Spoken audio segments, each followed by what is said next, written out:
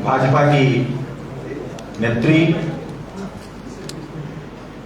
और अभी दुमका संसदीय क्षेत्र से पार्टी की प्रत्याशी श्रीमती सीता सोरेन जी मंच पर विराजमान हैं। मैं उनका स्वागत करता हूं, अभिनंदन करता हूं। साथ ही साथ पार्टी के वरिष्ठ नेता, हम सबके मार्गदर्शक नेता प्रतिपक्ष श्रीमान अमन कुमार बावरी जी मंच पर विराजमान हैं। मैं उनका भी स्वागत करता हूं, अभिनंदन करता हूं। हमारे प्रदेश के तेज तर्रार प्रवक्ता श्री प्रतुल सहदेव जी मंच पर विराजमान है। मैं उनका भी स्वागत करता हूं। और माननीय सीता जी आप सबके बीच कुछ विषय रखें। इसके पूर्व मैं अपने नेता विधायक दल और विधानसभा में प्रतिपक्ष के नेता श्रीमान अमन कुमार बावरी जी से आग्रह करता हूं कि पहले 2 शब्द आप रखें, तत्पश्चात सीता जी अपना वक्तव्य रखेंगी। सभी को जोहार। आप आगंतुक सभी पत्रकार बंधुओं को होली के बाद यहाँ आपसे रूबरू होने का मौका मिला है, इसलिए आपको उसकी भी शुभकामना।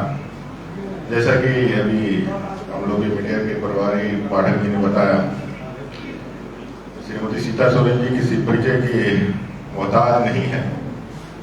झारखंड मुक्ति मोर्चा के महासचिव रह चुकी, अपने गुरु जी के परिवार की सदस्य स्वर्गीय दुर्गा सोरेन जी, जिन्होंने गुरु जी के आंदोलन को पार्टी के विस्तार के निमित्त जो योगदान दिया है वो किसी से छुपा हुआ नहीं है। स्वर्गीय दुर्गा सोरेन जी ने पार्टी को एक नए आयाम तक पहुंचाने का काम किया था। उनके ना रहने के बाद श्रीमती सीता सोरेन जी ने उनके विचारों को झारखंड के प्रति, उनके संवेदनाओं को झारखंड के प्रति, उनके समर्पण को आगे ले जाने के लिए लगातार संघर्षशील रही है। जामा से कई बार की विधायक रही है, वरिष्ठ नेत्री रही है और पहली बार सोरेन परिवार से बाहर कोई सदस्य भारतीय जनता पार्टी के प्रत्याशी के रूप में दुमका के चुनाव को लड़ने के लिए आया है।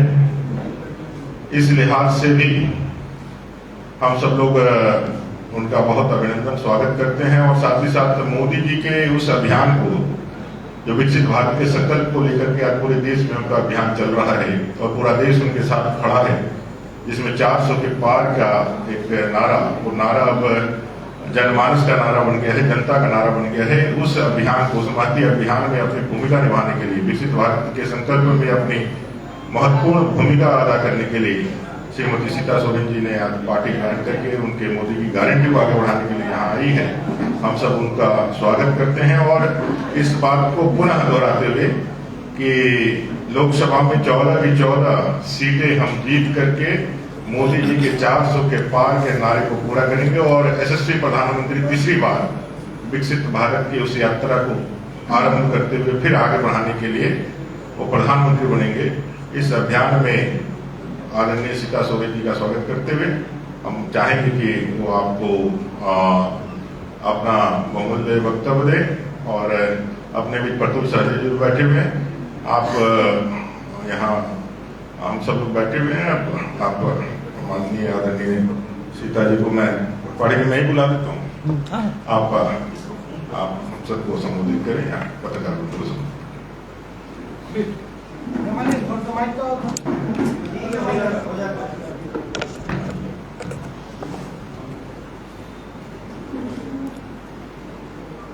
सबसे पहले झारखंड की इस धरती में भगवान बिरसा मुंडा जी की इस धरती में मैं आप सभी को, सभी पत्रकार बंधुओं को और यहाँ मंच पर उपस्थित मीडिया प्रभारी पाठक जी, हमारे नेता प्रतिपक्ष और प्रतुल सहदेव जी, सभी को मैं इस सभा में बहुत बहुत जोहार करती हूँ। 19 तारीख को मैंने इस भारतीय जनता पार्टी के परिवार में, मोदी जी के इस विशाल परिवार में मैंने योगदान दिया और इस परिवार में आने के बाद मुझे एक ऐसी खुशी, एक ऐसी माहौल, एक खुशनुमा वातावरण मैंने महसूस किया जो कि मैं 14 वर्ष संघर्ष करती रही अपनी जेएमएम पार्टी में। मुझे वो सम्मान नहीं मिल पाया जिसकी मैं हकदार थी। मेरे पति स्वर्गीय दुर्गा सोरेन जी और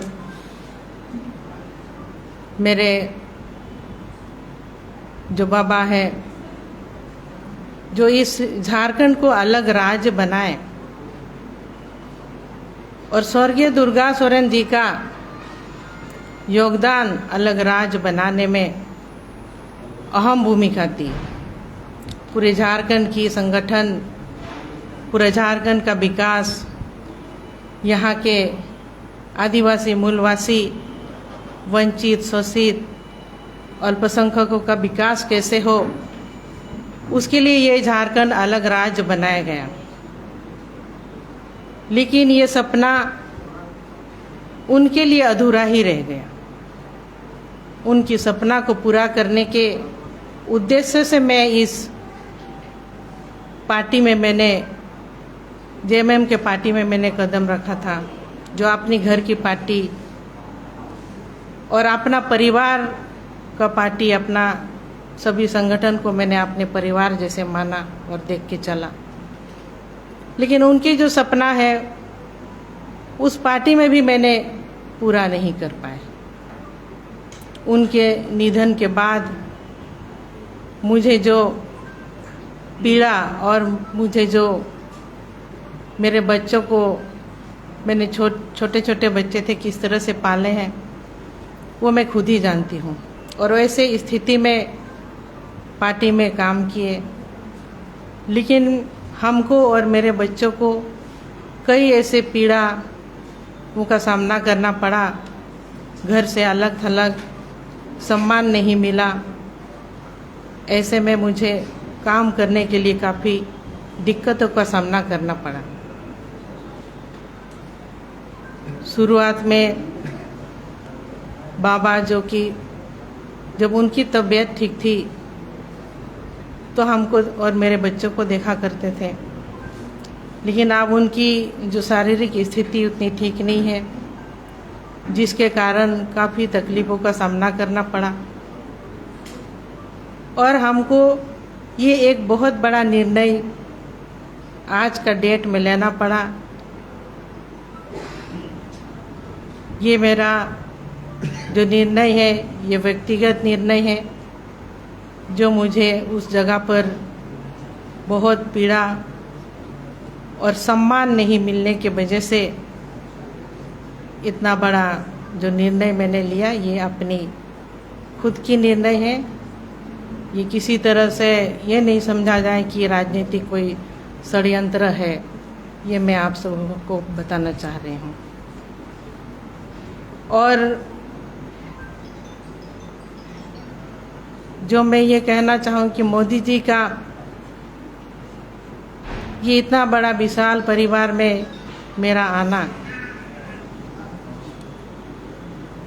मोदी जी ने जिस तरह से देश और दुनिया में हमारे इंडिया का नाम को रोशन करने के लिए एक बहुत बड़ा बीड़ा उठाए हैं, उसी उद्देश्य को लेकर के हमारे झारखंड का जो विकास है, तो मैंने यही एक रास्ता चुना है कि यहाँ का विकास होगा तो सिर्फ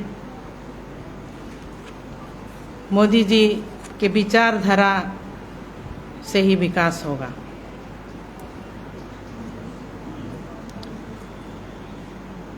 कई ऐसे कामों को जो मैं झारखंड मुक्ति मोर्चा में रह करके भी नहीं करने पाई, उन कामों को मैं आप सबके सामने में बताना चाहूँगी। आदमकद प्रतिमा जो मैं जामा मोड़ में कई साल से लगाना चाह रही थी, उसमें मैंने हेमंत जी को भी कहा था, लेकिन उन्होंने मेरी बात नहीं सुनी। इतनी सालों तक सिर्फ मैं संघर्ष ही करती रही। ये बहुत बड़ी पीड़ा है मेरे लिए, क्योंकि मेरे पति जो झारखंड को संवारने का काम किए, उनका इस राज्य में पार्टी के द्वारा कोई सम्मान नहीं किया गया। और मैंने कई बार उनके सामने अपने बातों को रखी कि उनकी मौत कैसे हुई, उसकी जांच होनी चाहिए, पर इसको भी उन लोगों ने ध्यान नहीं दिया और मेरी बातों को अनसुनी करते रहे हमेशा। तो ये बहुत बड़ा मैटर है। आज तक लोग जानना चाहते हैं कि उनकी मौत कैसे हुई, इसमें जांच की आवश्यकता है। और जिस दिन कल्पना सोरेन जी अपनी राजनीतिक कदम को झारखंड के धरती में रखे, गिरिडीह लोकसभा क्षेत्र गई, उस दिन भी स्वर्गीय दुर्गा सोरेन जी का अपमान हुआ है। सभी शहीदों का उन्होंने नाम लिए, लेकिन जिन्होंने झारखंड को संवारा, झारखंड के गरीबों का मसीहा माना जाता रहा, उनको उन्होंने सम्मान नहीं देने का काम किए। ये बहुत बड़ा अन्याय है, अपमान है कि स्वर्गीय दुर्गा सोरेन जी का अपमान मैं बिल्कुल भी बर्दाश्त नहीं करूंगी। और जिस तरह से आज भारतीय जनता पार्टी में हमारे यशस्वी प्रधानमंत्री महिलाओं को, आधी आबादी को, नारी शक्ति को जिस तरह से सम्मान देते जा रहे हैं, उसको देखते हुए आज हम ये निर्णय लिए, बहुत सोच समझ करके। जिस तरह से महामहिम राष्ट्रपति उड़ीसा की एक छोटे से गांव से आती है, उनको एक सर्वोच्च पद पर बैठाने का काम किए, प्रथम नागरिकता का दर्जा देने के काम किए, और लोकसभा और राज्यसभा में जिस तरह का 33% आरक्षण को पास किया गया, एक आधी आबादी महिलाओं को आगे आने वाले दिन में सशक्तिकरण के लिए एक बड़ी मिसाल है। इसको देखते हुए सम्मान है तो सिर्फ भारतीय जनता पार्टी में महिलाओं के सम्मान है, इसको मैंने यही देखा है। जब तक स्वर्गीय दुर्गा सोरेन जी थे झारखंड मुक्ति मोर्चा में, तब तक पार्टी का नीति सिद्धांत एक सही ढंग से चलती थी। आज उनके नहीं रहने पर सभी इस सिद्धांत और मूल भावनाओं से भटक गए हैं। आज हम देख रहे हैं वहाँ दलालों का मनमानी चलता है। हर एक जिला में जब भी हम जाते थे दलालों से ही भेंट होती थी। अब ऐसे में झारखंड की धरती के हमारे जो यहाँ आदिवासी है, मूलवासी है, गरीब तत्व के लोग रहते हैं, चारों तरफ भ्रष्टाचार ही भ्रष्टाचार है। यहाँ लोगों का विकास कैसे होगा? ये झारखंड अभी तक अंधेरे में डूबा हुआ है। हमको इस अंधेरे को उजाले में लाने के लिए ये बहुत बड़ा कदम उठाना पड़ा। और आज हमको लग रहा है कि स्वर्गीय दुर्गा सोरेन जी का जो सपना है वो भारतीय जनता पार्टी के अधीन में ही और इसी के सिद्धांतों पर चलकर ही वो सपना पूरा होगा। और सपना है, उम्मीद है, सभी 14 के 14 लोकसभा सीटों में कमल का फूल खिलेंगे। और मोदी जी इस तरह के प्रयासरत हैं, दिन रात पूरा इंडिया के भ्रमण कर रहे हैं। तो जरूर आने वाले दिनों में जल्द से जल्द हमारे जो 400 पार का गणित है वो बैठेगा। सभी को धन्यवाद। जय हिंद, जय झारखंड। यहाँ पे बीजेपी में आपके खिलाफ दुमका से कौन प्रत्याशी होगा? पहले नाम था हेमंत जी का, लेकिन अब चर्चा है कि स्टीफन मरांडी वहाँ से मैदान में होंगे। अब मैदान में जो भी हो, मुकाबला हमसे होगा तो जीत कमल की ही होगी, कमल फूल की ही जीत होगी। हम कह चुके हैं जेएमएम का कहीं कोई अस्तित्व ही नहीं रह गई है, क्योंकि सभी भ्रष्टाचार में लिप्त हो गए हैं। जेएमएम भी दुर्गा सोरेन जी के फोटो के साथ होगी। सीता जी, जेएमएम भी दुर्गा सोरेन जी के फोटो के साथ ही चुनावी मैदान में होगी। वो सब दिखावा है, क्योंकि हम कह चुके हैं कि अब पार्टी का जो सिद्धांत है, नीति, सब कुछ बदल चुका है। अब सभी भ्रष्टाचार में लिप्त हो गए हैं, सभी दलाल किस्म के लोग उसमें कब्जा करके बैठे हैं। तो यहाँ किसी का चलने वाला नहीं, सिर्फ कमल ही कमल फूल खिलेंगे।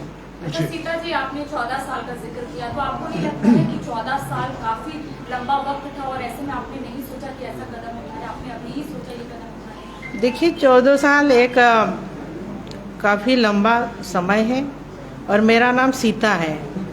और शायद मैंने, अब हमको कभी लगा भी नहीं था कि ये 14 साल मेरे लिए एक संघर्ष जो है कि अब ये संघर्ष समाप्त हो जाएगा, ये मैंने सोचा भी नहीं था और ये ऐसा हुआ है। तो मैडम, आपने कहा मेरे पति की मौत की जांच नहीं हुई, मैंने कई बार बात किया, तो क्या लगता था कि आपके पति की जो मौत हुई वो क्या मौत जो है वो